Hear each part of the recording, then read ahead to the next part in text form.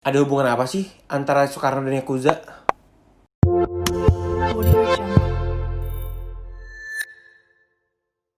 Halo guys, selamat datang di Wowcation. Kali ini Wowcation akan membahas mengenai adanya hubungan antara Soekarno dan Yakuza. Sebenarnya ada apa sih di antara keduanya? Yakuza memang menjadi salah satu organisasi yang paling ditakuti di Jepang. Kenapa enggak? Yakuza sendiri memiliki bisnis gelap dan peraturan yang nggak biasa di kelompoknya, serta bantuan sosok yang berkuasa yang membuatnya tetap solid. Oleh sebab itu, Yakuza selalu mempunyai hubungan baik secara diam-diam di luar Jepang.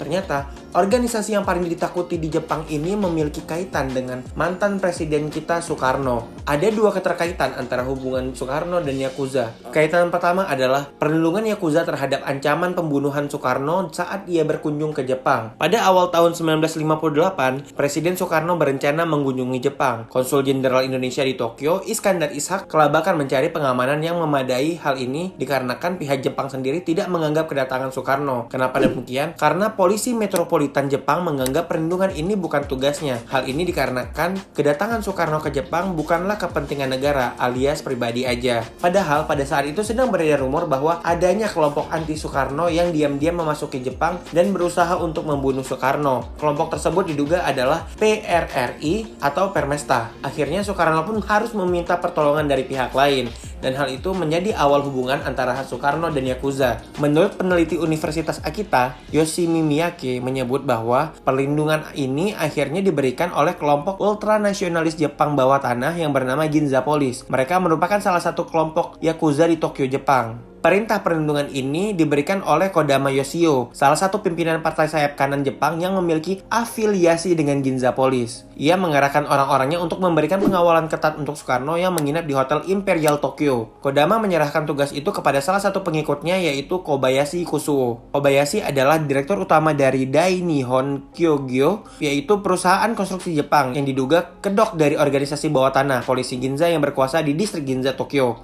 Kobayashi juga merupakan penasihat kelompok patriotik kekaisaran yaitu Kusunoki Kodotai. Kobayashi lalu setuju untuk merekrut sekitar 20 anggota kelompok untuk menjaga Soekarno. Lalu Kubo Mosawo diminta untuk bertindak sebagai penghubung antara para gangster, polisi, dan presiden. Kemungkinan dia dipilih dikarenakan dia bisa berbicara bahasa Inggris. Dan bos Kobayashi yaitu Kodama adalah dewan direksi dari perusahaan milik Kubo, yaitu Tonichi Trading Company. Keamanan presiden dan rombongannya pun tersebut aman selama 8 hari di Jepang. Selain itu, Soekarno juga mendapatkan hiburan dari perempuan-perempuan cantik yang berasal dari Jepang dengan pengamanan dan hiburan yang diberikan Tonichi Trading Company, hingga Tonichi Trading Company mendapatkan banyak proyek pembangunan di Indonesia yang didanai dari perampasan perang. Polisi Jepang sebenarnya menyadari akan hal ini, namun karena kelompok penjaganya adalah salah satu kelompok Yakuza polisi Ginza, alhasil mereka pura-pura nggak tahu atas keberadaan Soekarno ini. Hal kedua adalah adanya campur tangan Yakuza dalam hubungan percintaan Soekarno dengan wanita Jepang.